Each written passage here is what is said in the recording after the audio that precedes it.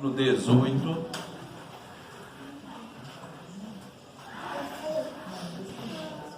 Inicialmente nós vamos ler apenas um versículo. Josué 18, o versículo 3.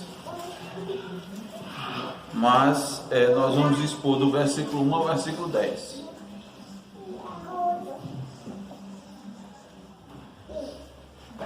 Josué 18, 3, diz a palavra de Deus. Disse Josué aos filhos de Israel: até quando sereis remissos em passardes para possuir a terra que o Senhor, Deus de vossos pais, vos deu? Oremos. Senhor, Tu és um Deus santo, santo e santo, Deus.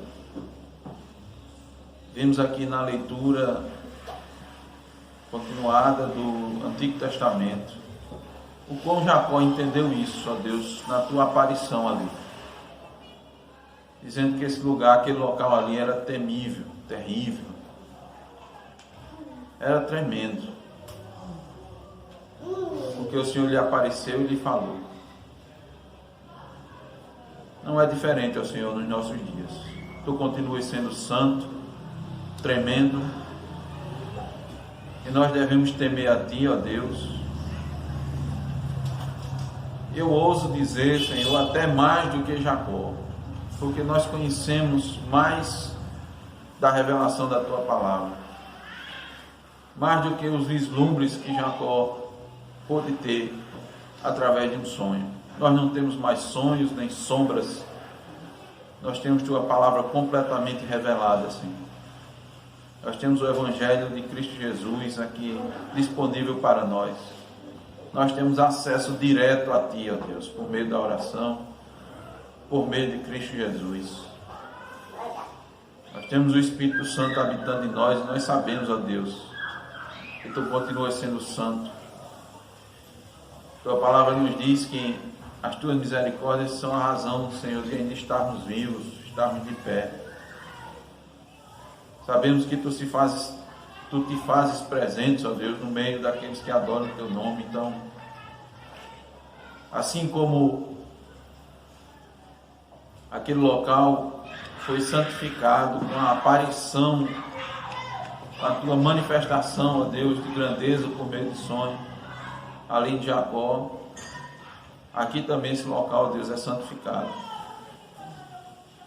Assim como Tu dissestes a Moisés e a Josué que tirasse as sandálias dos pés, aquele local, aquele é santo, porque havia manifestação, a Tua manifestação ali, ó Deus.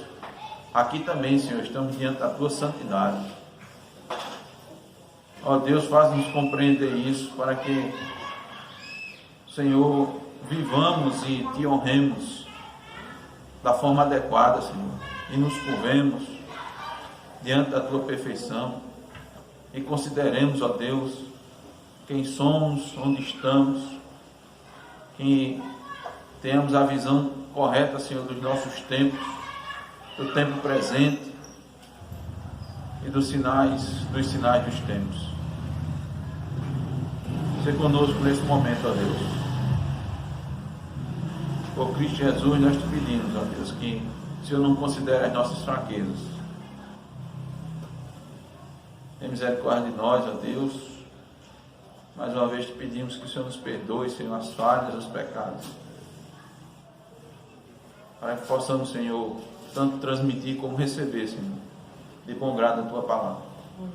Tem misericórdia de nós, ó Senhor. Nos pomos aqui completamente na dependência de Cristo Jesus. Temos condições não, Senhor, de estar de pé, Senhor, para falar da Tua palavra, muito menos de receber, senão pela Tua graça. Por isso assim nós Te oramos, ó Deus, humildemente no nome de Jesus. Amém. Amém. Então, o título do nosso sermão é Negligenciando a herança do Senhor. Negligenciando a herança do Senhor. Irmãos, infelizmente o descuido é algo muito comum nas nossas vidas, principalmente quando a gente se trata de situações corriqueiras, nós relaxamos com facilidade nas nossas atividades cotidianas. Nós nos acostumamos a fazer determinadas coisas, não é? Por exemplo, nós moramos em determinada residência e no dia a dia, para cima e para baixo andando, a gente decora o caminho, né? A gente decora muitas vezes até os passos que você dá para chegar em determinado local. Você faz as coisas até de maneira automática. Mas nesse agir de forma automática, nós perdemos muitas vezes o senso de distância, né? O senso de profundidade, e não é comum nós tropeçarmos na calçada. Nós perdemos o passo ali num degrau, num local que a gente passa todos os dias, que a gente trafega, não é? Normalmente. Só que quando a gente está num local diferente, também é normal que a gente redobre o cuidado. Temos os irmãos morando aqui na cidade agora, você vê que você fica mais atento aos detalhes. Você observa com mais cuidado por onde você está passando. Você fica mais alerta. Você fica bem alerta do que quando você já está acostumado. Daqui uns dias você vai fazer as coisas normais. Você vai considerar, as ruas vão estar familiarizadas. As pessoas, você vai se familiarizar com elas, elas vão se familiarizar com você. E é nesse momento que às vezes nós nos descuidamos. Por exemplo, muitos acidentes de trabalho ocorrem por descuido. Mesmo um funcionário muito experiente, se ele não ficar atento naquilo que ele está fazendo, ele se descuida. E sendo um local de segurança ou manuseio de equipamento que requer muito cuidado, você pode causar um acidente com muita facilidade. Agora, quando você está inicialmente manuseando, ou nos primeiros dias, nos primeiros meses manuseando um equipamento muito delicado, você toma todos os cuidados. Você fica muito atento para que nada de errado aconteça. Então, isso nas atividades domésticas diárias acontece, não é?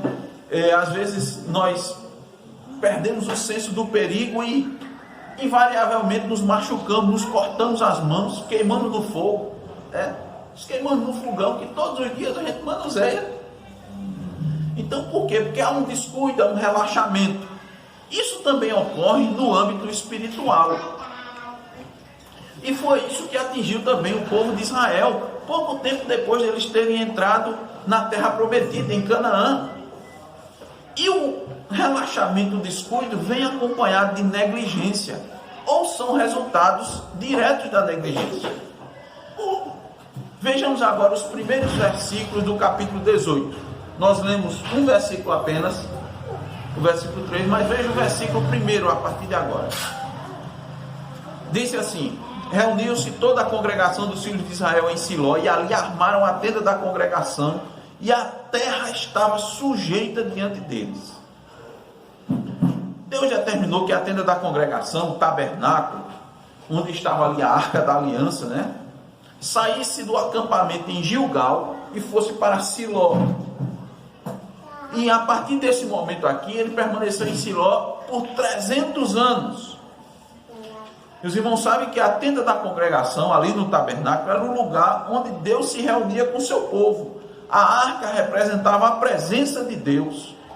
E, irmãos, Siló pertencia ao território de Efraim. Os irmãos lembram das exposições passadas? Lembram das promessas que foram feitas? Jacó disse assim, lá em Gênesis 48, 20: assim os abençoou naquele dia, declarando: por vós Israel abençoará, dizendo: Deus te faça como a Efraim e como a Manassés, e pôs o nome de Efraim adiante do de Manassés. Então, irmãos, queremos mostrar isso aqui, fazer a ligação, ver a importância das bênçãos de Deus aqui nesse fato específico. Só o fato do tabernáculo ficar em Siló era cumprimento das promessas. Então Deus cumpre com a sua palavra. Deus cumpre com as suas profecias, com as profecias que foram dadas. O que Deus fez? Recompensou José e seus descendentes pela sua fé, pela fidelidade e luta pelo reino. Foi isso que ele fez. E ali ficou o tabernáculo, a tenda da congregação. E Deus, como ele prometeu, ele foi subjugando os cananeus de maneira progressiva, a tal ponto que nesse local não havia mais tanta resistência, tanto perigo para o povo se instalar ali em Canaã, naquela área. As grandes conquistas já tinham sido realizadas, as grandes os reis mais perigosos, aquela união daqueles reis contra Israel já não existia mais, não havia mais.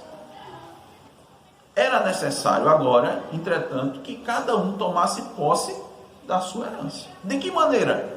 Vencendo ainda a resistência. Os poucos cananeus que ainda se localizavam em determinadas porções da terra. Mas, irmãos, passados já alguns anos, aqui no capítulo 18, nós temos aproximadamente de 7 a 8 anos passados desde o início da passagem do Rio Jordão. 7 a 8 anos. A maioria das tribos da Cisjordânia ainda não havia tomado posse da sua herança. Veja, versículo 2 agora do capítulo 18. Dentre os filhos de Israel ficaram 7 tribos que ainda não tinham repartido a sua herança. Por que é que isso ocorreu?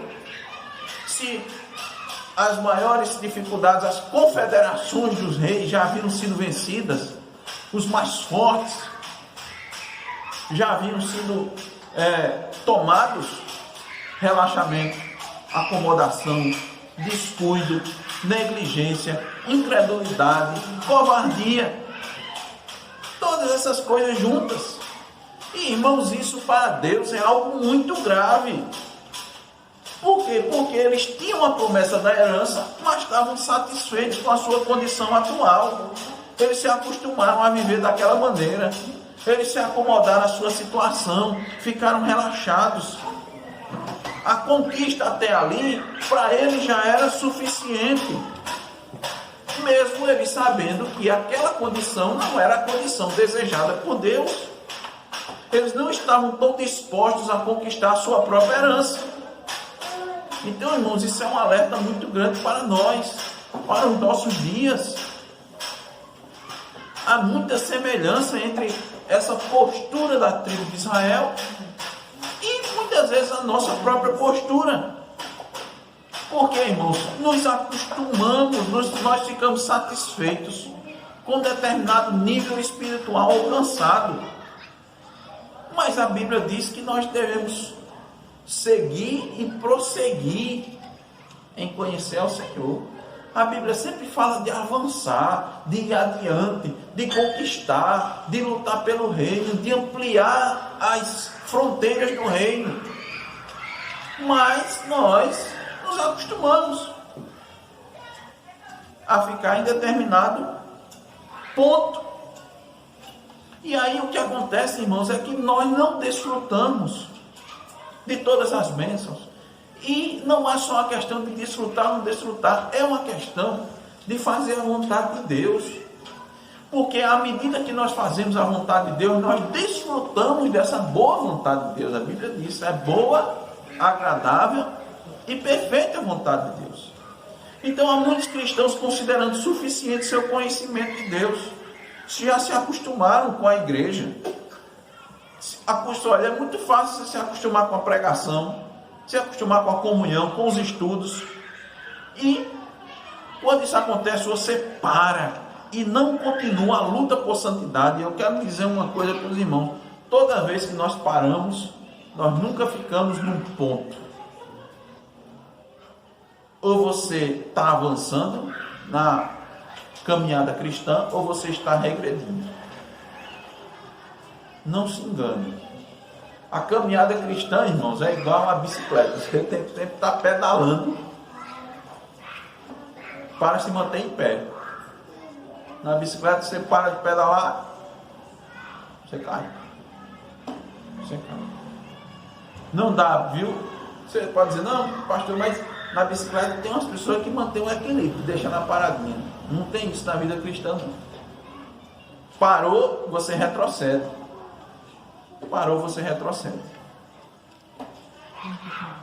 Por quê? Porque quando você para, você começa a não sentir mais os seus pecados. Você começa a não lamentar mais as suas misérias. Você deixa de considerar a santidade de Deus. Você deixa de enxergar essa visão. Você perde a visão. Sua visão começa a ficar turva. Você começa a sofrer de catarata espiritual. Vai começando a ficar, você não enxerga as coisas direito. Quando isso acontece, você passa a só se lembrar muito das suas virtudes. E o pior, quando também isso acontece, você, além de enxergar muito as suas virtudes, você passa a enxergar com muita facilidade o defeito dos outros. Olha, quando você está começando a enxergar demais o pecado dos outros, e não enxerga o seu, e não começa a ver o seu, é essa visão aqui que está alterada. Porque sua referência não é mais Deus nem Cristo Jesus. Quando sua referência é Cristo Jesus, sendo Cristo Jesus o varão perfeito, você vai começar a ver mais os seus pecados. Vai começar a ver mais os seus pecados do que ver os pecados dos outros. E aí você pensa que passa a ter grande intimidade com Deus. Você está bem, né? Você está bem, você já alcançou um nível bom. Mas, olha, você não sabia de nada. Sabe, vocês tinham uma época que você confessa que era ignorante espiritual. Você pensava que sabia, mas não sabia. Mas agora você sabe. E por agora você saber, você fica muito tranquilo na sua condição. Isso está bom, já tem um bom conhecimento, graças a Deus.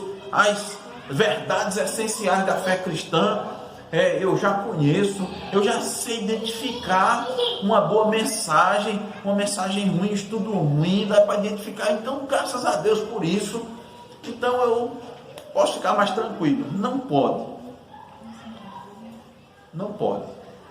Porque, consequentemente, você começa a não dobrar mais os joelhos. Você começa a não mais a se prostrar nos pés de Cristo. Aí para Ele com necessidade. Você não coloca mais com tanta intensidade as suas necessidades para Ele.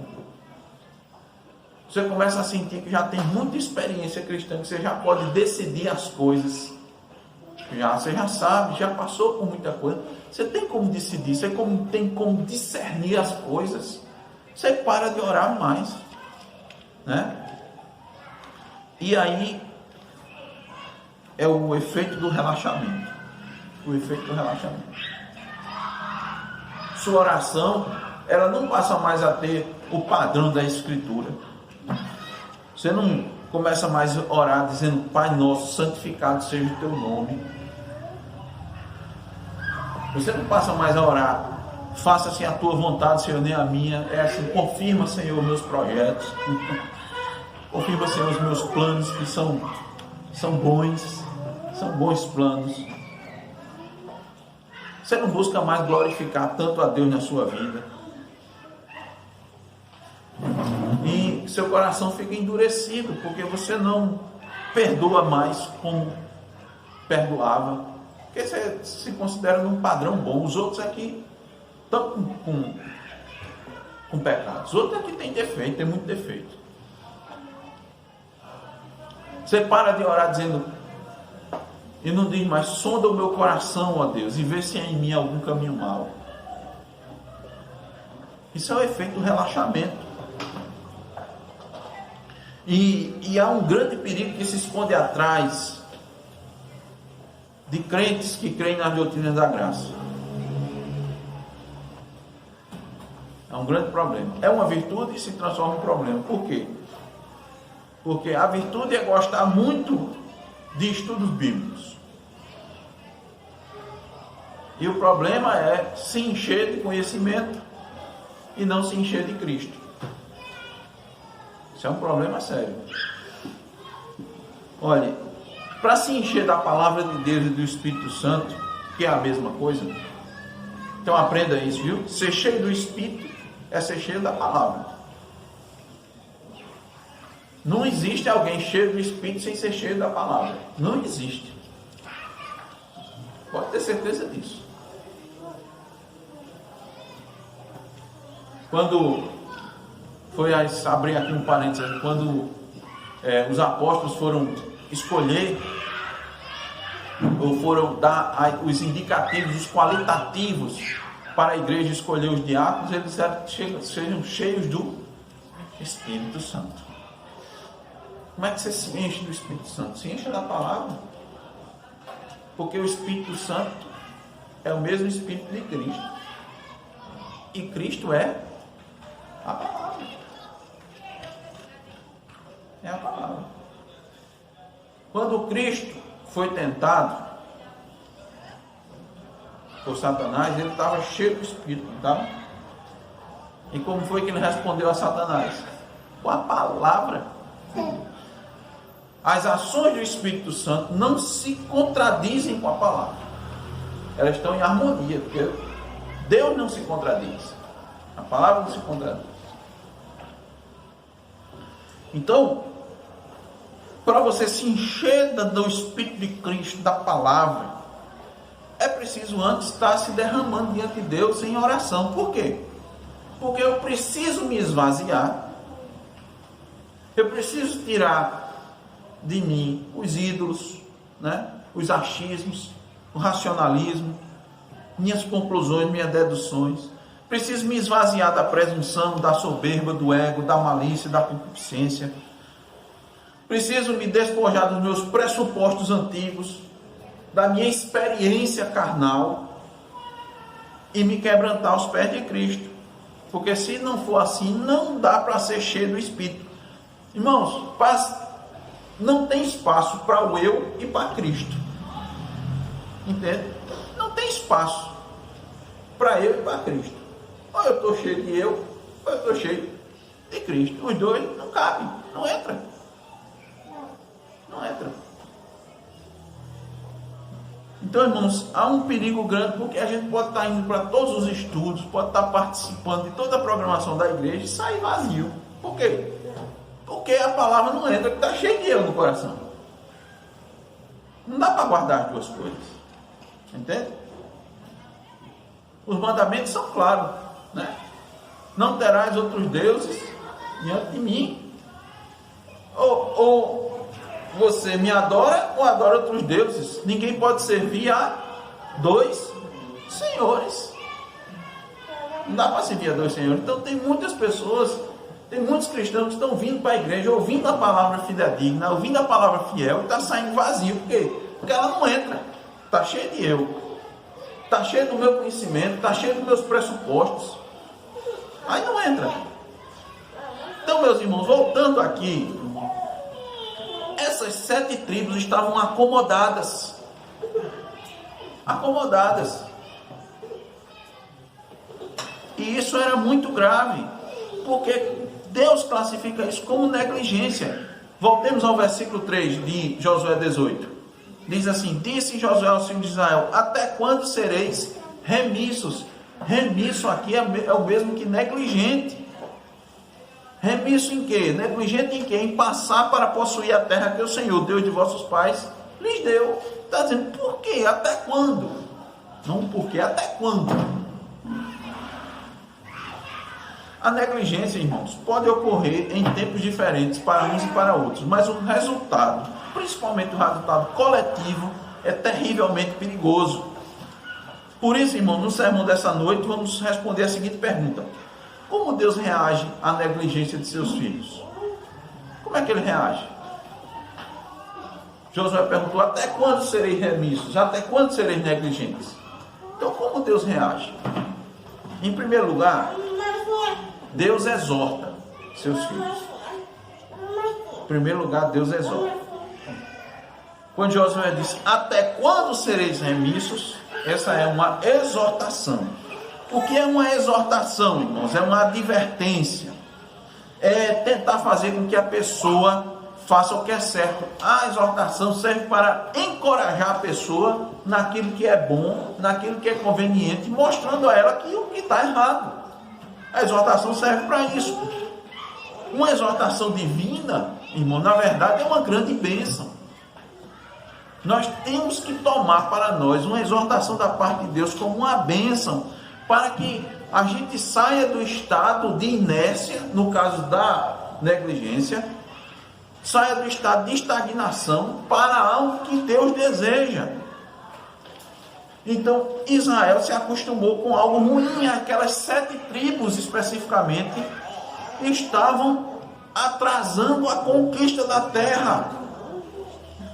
E isso, eles não estavam enxergando o perigo por causa da sua insensibilidade espiritual. Então, esse é o maior perigo. O maior perigo é não ser sensível espiritualmente, não enxergar o perigo que a alma está correndo. Por isso que nós dissemos que quando você para, na realidade você está regredindo. E regressando à caminhada cristã é perigo grande. Então Deus os exortou por meio de Josué. Mas, irmãos, a exortação, ela nem sempre é recebida de bom grado pelos cristãos. Muitos cristãos, irmãos, quando recebem exortações, falam alguma cara feia, enruga assim, né? Frange a testa, que a gente diz, né? Sabe? E fica assim, sabe? Bravos. Muitos cristãos, quando Deus está apontando seu relaxamento espiritual, reagem até de maneira agressiva, são agressivos. São, como a gente diz no popular, mal criados, parecem como crianças mimadas que não admitem serem contrariadas, fazem birra, vão se reclamar para os outros.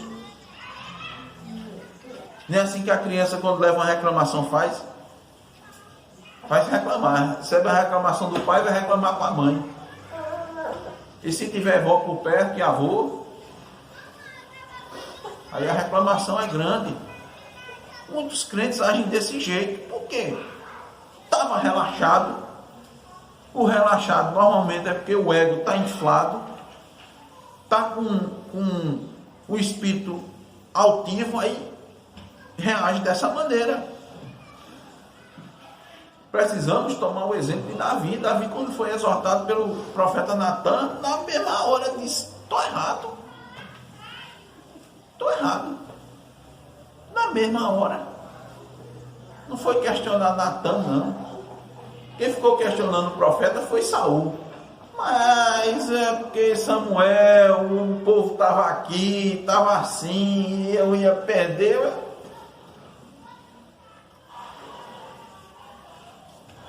Irmãos, exortação da parte de Deus é uma bênção.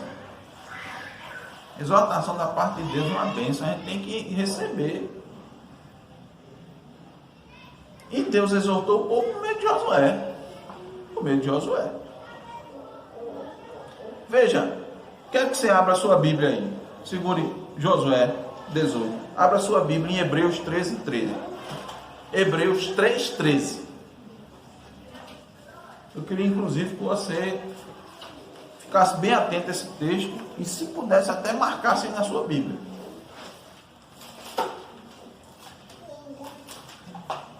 Hebreus 3:13.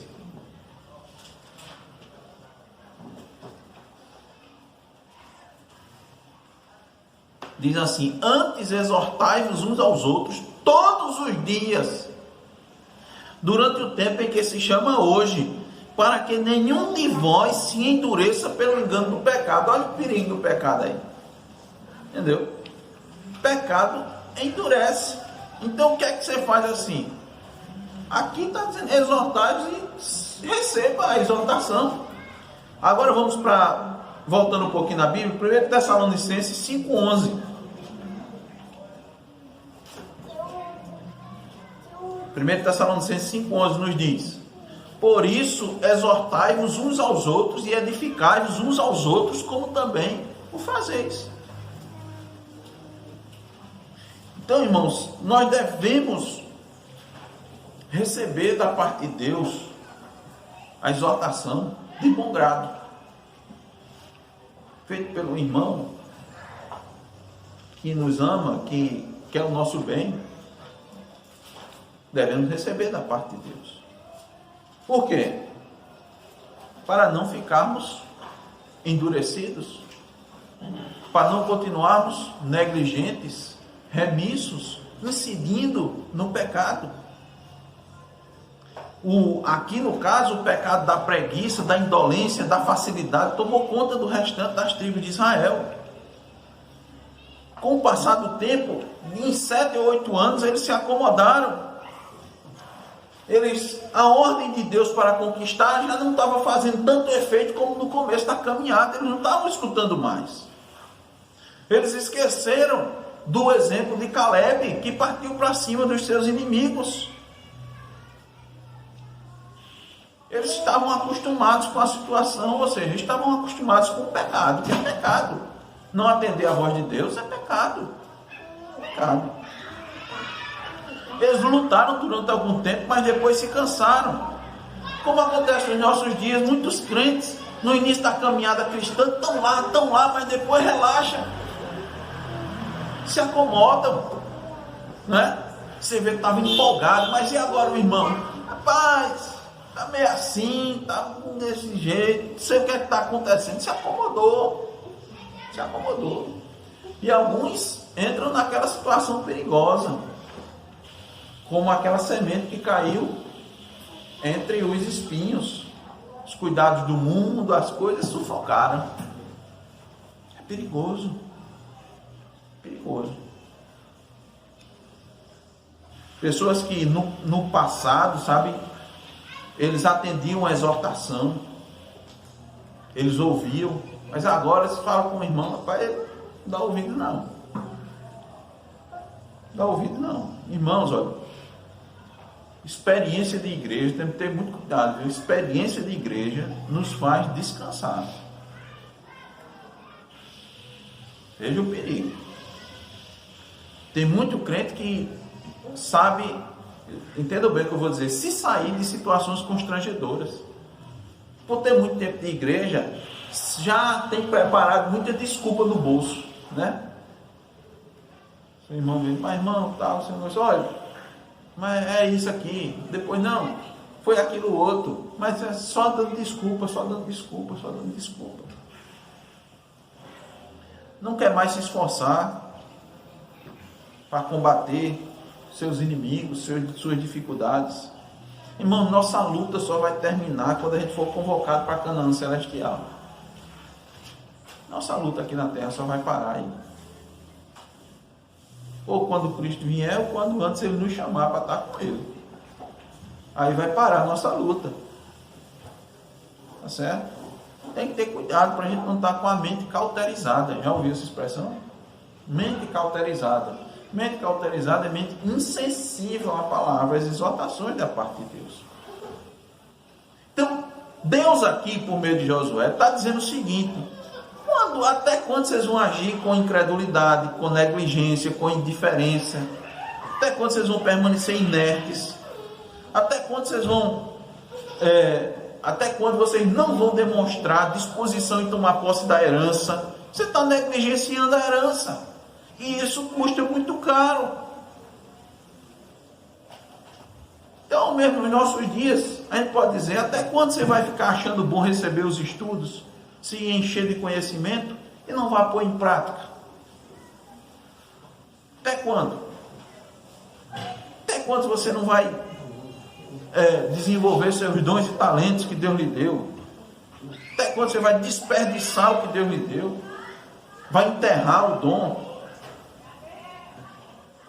Até quando você vai ficar só esperando receber o alimento? E no seu dia a dia você não vai buscar isso? Você não vai ler a palavra? Você não vai estudar? Você não vai estar orando? Você não vai estar lendo um livro? Até quando? Até quando você vai negligenciar?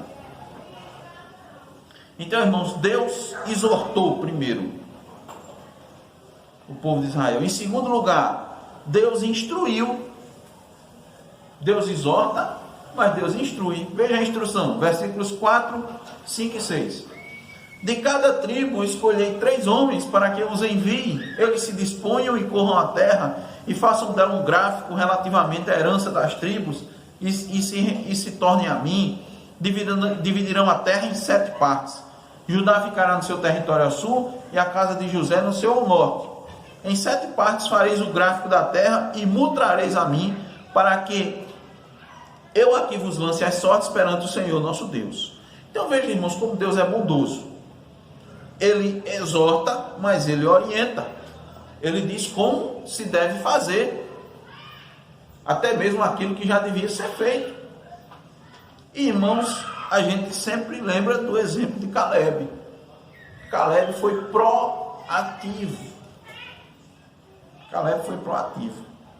Caleb disse: dá-me este monte. Ele não ficou esperando. Ele esperou sim 45 anos, perseverando, dizendo: o Senhor prometeu, Ele vai dar. O Senhor prometeu, Ele vai dar. 45 anos. E quando chegou a hora, ele não disse assim: rapaz, esperei tempo demais, estou aqui velho. Não, tenho 85 anos e estou com a mesma disposição. Ele se lembrou das promessas e foi muito bem sucedido. Ele creu na palavra de Deus. Ele não duvidou, não titubeou, ele não foi lá na sua própria força. Nós vimos isso. Ele não diz assim: eu sou forte por mim mesmo, né? Não, eu vou porque eu tenho certeza que Deus prometeu e Ele vai me entregar os inimigos nas mãos. Mas eu vou, eu tenho que ir. Mas, irmãos, as demais 7 tribos não agiram dessa maneira. Precisaram ser exortados e instruídos. Então, o que é que nós devemos fazer, irmãos, quando ouvimos as exortações da parte de Deus? Nós devemos receber de bom grado também a instrução. Receber a exortação e receber a instrução. A instrução é porque eu não estava fazendo, então eu devo fazer como Deus manda. E devo fazer com fé. Porque não vai ser assim, irmão, sabe? A gente já tem falado, né? Não é assim com facilidade as coisas, não. Não é não. Então, preste bem atenção aqui. Ouça a exortação, receba a exortação e receba as instruções e faça do jeito que Deus está mandando. Não faça do seu jeito. Porque a gente corre esse perigo. Tá certo, Deus disse, é para fazer, eu vou fazer. Aí a gente cai naquele: não, mas eu vou fazer do meu jeito. Eu vou fazer, mas do meu jeito. Eu tenho experiência. Faça do jeito que está para ser. Olha, vamos abrir lá em Números 14 agora. Abra suas Bíblias lá em Números 14. Nós vamos ler do 39 ao 45. Isso aqui é muito importante, irmãos. Para a gente não cair nesse erro aqui. Certo? É o erro de quê? Dizer: realmente, há muito tempo eu não fiz o que o Senhor disse que era para fazer. Eu pequei. Eu duvidei. Mas agora eu vou fazer. Veja essa situação. Ela relata o povo que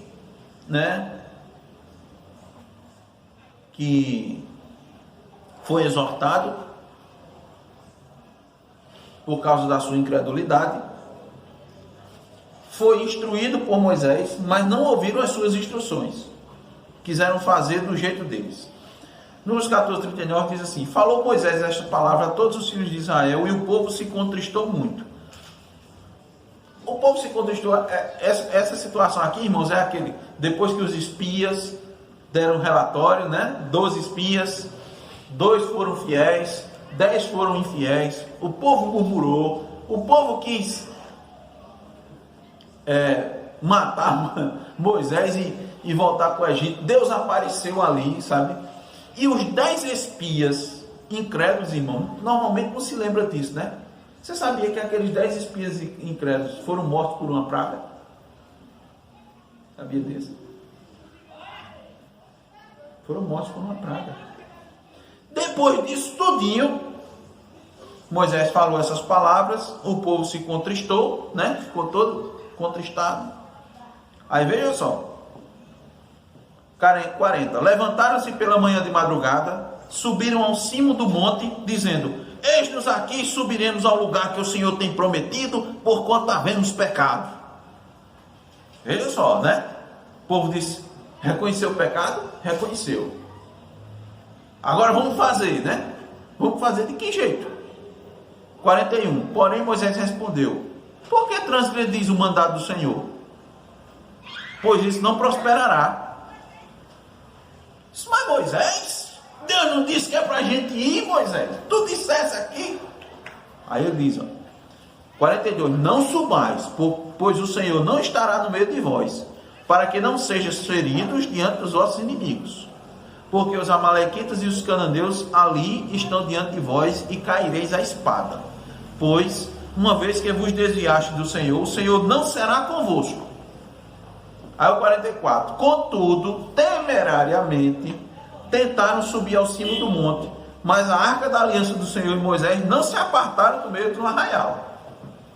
Eles foram ousados, irmão. Moisés disse: não vá. O servo do Senhor disse: não vá. O profeta disse: não vá. A arca vai ficar aqui. E eles disseram: eu vou. Quem está errado é você, Moisés, agora.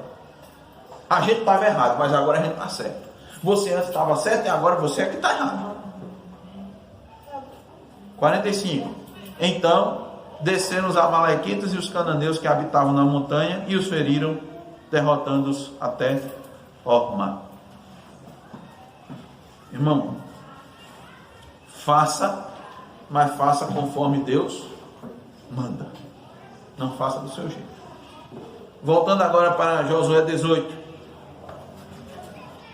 Tem algo importante.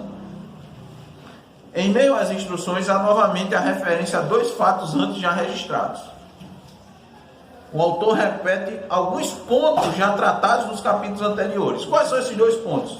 A posição excepcional dos levitas e a distribuição das terras da Transjordânia, das 2,5 tribos. Por que isso? Se ele já tinha dito. Não é redundância, irmãos. O que tem na palavra de Deus nunca é redundante, nunca é assim, sem motivo. Deus,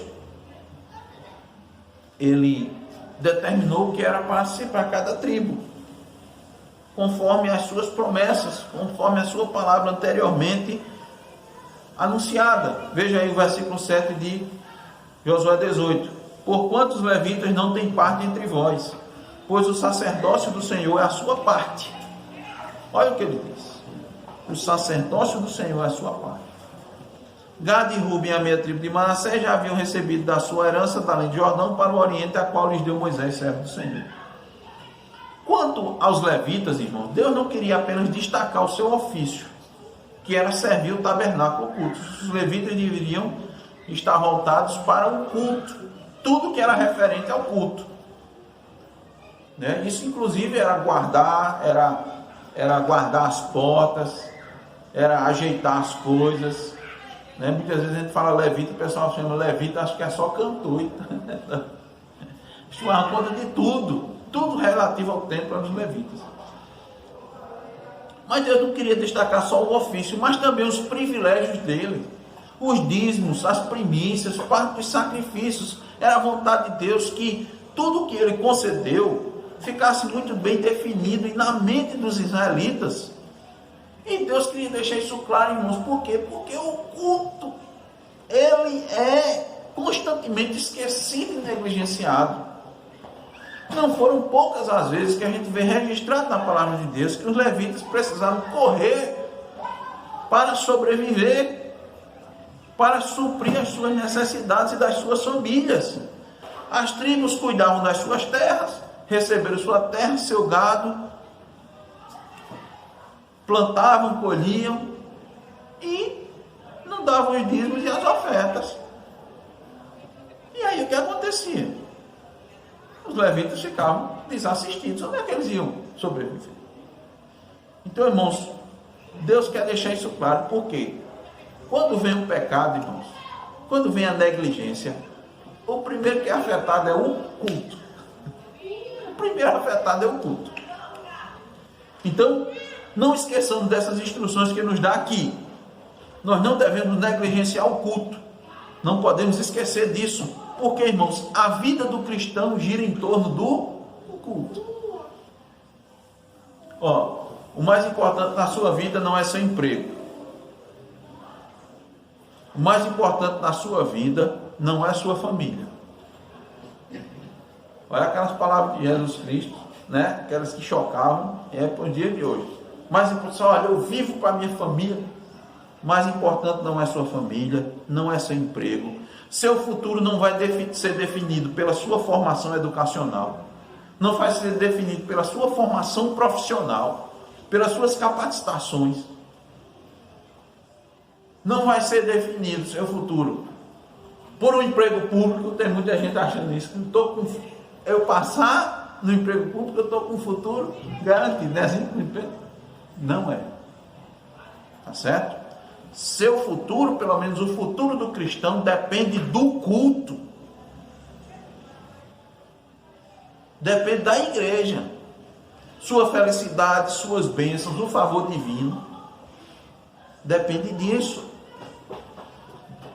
Irmãos, todas as vezes que Israel abandonou o culto, Deus se afastou deles e vinham as perdas e as maldições. Tudo que era conquistado era perdido. Isso é irmãos, isso é um espelho, um exemplo para nós. Pode verificar na história do povo de Israel. Precisamos aprender com eles. Precisamos aprender com Moisés, com Abraão, com Josué, com todos eles. Quando havia, irmãos, restauração do culto e reforma na vida, Deus os abençoava imensamente. Aquilo ali em Israel era o quê? Era para nos ensinar. E nos dias de hoje é a mesma coisa. Aí o pessoal quer o quê? Quer se voltar para a igreja, quer participar da igreja para Deus abençoar com bênçãos materiais. Irmão, aquilo dali é uma figura. Nós temos coisas muito mais valiosas. As bênçãos espirituais são infinitamente mais valiosas. É por elas que nós devemos lutar, é por elas que nós devemos trabalhar, é por elas que nós devemos nos esforçar. Foi o que Cristo ensinou: não acumuleis para vós outros tesouros nessa terra. Acumule tesouro aonde? Nos céus. Então esses tesouros são espirituais. Aquilo dali era para a gente ter uma noção, era para Israel ter uma noção. Então a gente vê, irmãos, a gente vê que Jó não estava preocupado com as bênçãos materiais dele. Você vê Jó preocupado com as bênçãos materiais? Você vê Jó preocupado com os filhos dele. Eles vão chamar meus filhos para sacrificar a Deus. Pode ser que eles não tenham feito. Jó está preocupado, podre de rico. Qual era a preocupação dele? Com a alma dos seus filhos. Perdeu tudo, perdeu. O Senhor deu, o Senhor tomou. Louvado seja o nome do Senhor. Você viu Abraão preocupado, irmão, com riqueza? Quando foi para dividir entre ele e o sobrinho Ló, tinha as campinas verdes, ele foi para o seco, pasto meio seco lá. Se ele tivesse preocupado com a riqueza dele e com a posição dele, ele tinha escolhido as campinas verdes. Ele está preocupado com isso, irmãos. O inimigo das nossas almas, nosso coração, é quem quer fazer com que a gente se preocupe com essas coisas para nos desviar do mais importante. O que é o mais importante? O espiritual. Onde está a fonte aí que Deus nos deixou, a riqueza que nos deixou na terra? O culto da igreja. Para a gente estar lá cultuando, se fortalecendo, se preparando para a vinda do nosso Senhor Jesus Cristo. Por isso que a gente deixa tudo. Tem um dia na semana que a gente deixa tudo. Deixa tudo. Porque ali está a fonte para a gente. Foi assim, irmãos, com o rei Josias e todos os reis. O rei Josias, quando assumiu, restaurou logo o quê? Um culto. Foi não. Foi um culto. Restaurou, vem cá, vamos ajeitar aqui, chama os sacerdotes, chama os levitas, retoma a porção deles, ó. Estava sem nada, irmãos. E ó, o pessoal tinha saído, fugido, não retome, vamos, dê a porção deles, chama o povo, vamos adorar a Deus. Qual foi o resultado? Deus abençoou imensamente ele e o povo. É assim. Irmãos, por último, como Deus reage à negligência de seus filhos? Concluindo, com esse ponto a gente conclui. Deus requer, irmãos, disposição dos seus filhos em fazer a sua vontade. Versículo 8 em diante. Dispuseram-se, pois, aqueles homens e se foram. E Josué deu ordem aos que iam levantar o gráfico da terra, dizendo: ide e correi a terra, levantai-lhe o gráfico e tornai a mim, aqui vos lançarei as sortes perante o Senhor em Siló. Foram, pois, os homens, passaram pela terra, levantaram dela o gráfico, cidade por cidade, em 7 partes no livro, e voltaram a Josué a um arraial em Siló. Então Josué lhes lançou as sortes em Siló perante o Senhor, e ali repartiu Josué a terra, segundo as suas divisões, aos filhos de Israel. Então, as perguntas, irmãos, para aplicarmos, né, as nossas vidas. Porventura, algo nos falta para continuarmos nossa conquista e nos apossarmos de todas as bênçãos que Deus tem para nós? Falta algo. Para continuarmos avançando o reino de Deus, falta algo. Talvez, irmãos, o que nos falta seja a disposição necessária para isso. A batalha principal, Cristo já conquistou para nós, não é verdade?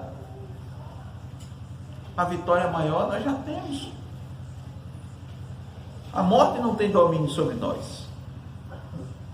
Satanás não é mais nosso mestre. Temos o que necessitamos para lutar e vencer, as armas necessárias. Fomos chamados, arregimentados para o seu exército. Cristo nos concedeu 2 talentos. Nos deu uma instrução por meio da sua palavra. Nós temos um general adiante. Então, irmãos, o que nós não precisamos ser é remissos. Nós não devemos ser negligentes. Não podemos nos acostumar com a nossa posição. Precisamos avançar a nossa caminhada. Então precisamos ficar atentos. Por quê? Quanto mais o tempo passa, mais os cananeus se fortalecem. Não foi assim? Quanto mais demorar, mais os cananeus se fortaleciam. E na frente vai ser a desgraça de Israel. Vai ser os cananeus no meio de Israel. Eles demoraram muito, irmãos, e o inimigo se fortaleceu. Não puderam mais vencê-lo, cederam, fizeram aquilo que Deus proibiu, fizeram aliança com o inimigo, submeteram o inimigo a trabalhos forçados, como nós vimos, considerando de maior valor o lucro do que a herança. Serviu de laço para as suas vidas. Eles choraram amargamente suas grandes derrotas. Uma das situações mais tristes de Israel é o livro de Juízes. Você vai ler, é tristeza. Por quê? Negligenciaram aquilo que nós vamos ver, irmão, com a graça de Deus. Deus tem herança para nós. O que é que nós precisamos fazer? Ouvir as exortações de Deus. Ouvir as exortações, receber de bom grado as exortações da parte de Deus. Depois, ser fiel às instruções da sua palavra. Ser fiel, fazer a vontade de Deus. E depois, estar disposto a realizar as suas ordens. Fomos exortados, fomos instruídos, agora cumpramos. Vamos adiante fazer do jeito que Deus mandou, pôr em prática na nossa vida, no nosso lar, naquilo que Deus quer para nós, conforme Deus nos chamou, aquilo que Deus nos deu, nos concedeu nas nossas mãos, né? Voltando especificamente, né, para o seio familiar, o nosso lar, os esposos sendo cabeça, instruindo, né, cuidando, guardando, protegendo o seu lar, a sua esposa, né? protegendo inclusive sua esposa dela mesma. Você tem que proteger às vezes a esposa dela mesma. Ela quer fazer coisa que não pode, não deixar a esposa ser submissa e ajudar o esposo a ser cabeça. Às vezes o esposo quer deixar com a esposa e diz, não, meu filho, vou lhe ajudar aqui, ajudar você a ser o que você deve ser. E isso ela vai o quê? Irmãos, isso a esposa quando faz isso, ela está indo contrário do seu coração, porque o seu coração quer se aproveitar da oportunidade. Ela está lutando uma luta muito grande. Uma luta muito grande. Os filhos, irmãos, obedecer, honrar os pais, ajudar os pais também. Honrar, fazer, estar ali. Quando você faz um negócio desse, você está se preparando para ser um pai, uma mãe. Isso vai ser imensamente abençoado por Deus. Deus abençoa. Então, irmãos, precisamos sair da negligência. Em algumas áreas da vida da gente, não, mas não é todo, mas tem áreas que a gente está sendo negligente. Então vamos lá naquela área. Não vamos buscar facilidade. Devemos fazer como Caleb, nos dispor, nos apresentar, dizer, eis-me aqui, Senhor. Dizer, Senhor, me ajuda a ser mais santo. Eu quero ser amanhã mais santo do que eu fui hoje. Essa deve ser nossa disposição. Dessa forma, irmãos, honraremos o nome do Senhor até quando definitivamente formos chamados para Canaã celestial. Que Deus nos abençoe. Amém. Oremos.